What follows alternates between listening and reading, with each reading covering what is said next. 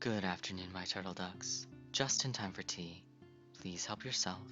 I've got sugar and honey and cream or lemon, and we've got jam and butter for the tea cookies. Today, we'll be continuing our tea on appropriate dress. Let's get started figuring out what the level of formality expected is. Generally, if you are being invited to an event or gathering, the level of formality will be specified within the invitation, usually just listing the expected dress, semi-formal, business casual, costume, etc. Some sorts of events may be easily inferred. A professional meeting, such as a business dinner, a symposium, or a seminar, will usually be business casual or higher.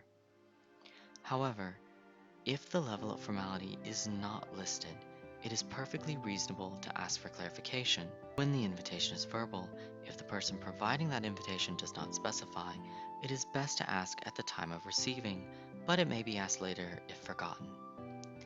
In this case, it is not only acceptable, but polite in its own right, as it isn't difficult to drop details if one has given the same verbal invitation to multiple people over the course of one or even several days. Other things to keep in mind when planning one's outfits are time, familiarity with the host and other guests, and comfort. Generally, at morning and afternoon events, even for more formal events, certain relaxations may be acceptable, such as lacking a jacket or tie at formal events, or wearing one level of formality down from the expected, with some limitations. Equally, the more familiar one is with the host and other attending guests, the more relaxed one may appear, save for strictly business engagements. The less familiar with the host and other guests we are, the less relaxed we should be with our appearance. Finally, comfort within our own clothes. While I never suggest purchasing clothes that are an uncomfortable fit or texture in the first place, some parts of an outfit may not be comfortable regardless of the pleasantness of fit or material. For those who loathe anything touching their necks, ties will always be a bane, though clip-on ties may be less obtrusive than traditional ties. Temperature also may be a formidable opponent. Men's clothing in general is made of thicker cloth, and higher levels of formality call for more layers. If you're prone to coolness, as Baba is, this may not be an issue. But if you're prone to being overly warm, like Papa, this could pose major challenges. In either case, I suggest gravitating towards natural fabrics. Silks and wools for those who are easily chilled, cotton and linen for those who easily overheat.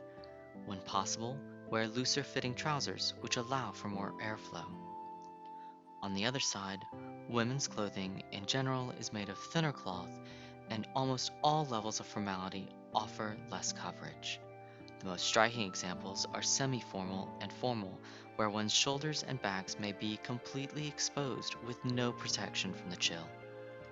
In these cases, I suggest always keeping a shawl, capelet, or jacket with one at these events. Try to match the protective layers with your outfit as much as possible, but keep in mind that ultimately, remaining comfortable is the goal.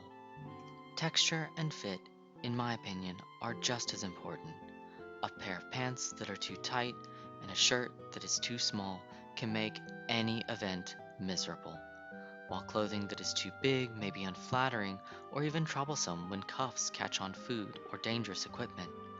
While a tailored fit is not necessary for any level of formality, a decent fit should be the goal for all articles of clothing in your wardrobe. Well, that finishes up this series. I hope you'll join me as I begin my series on home economics.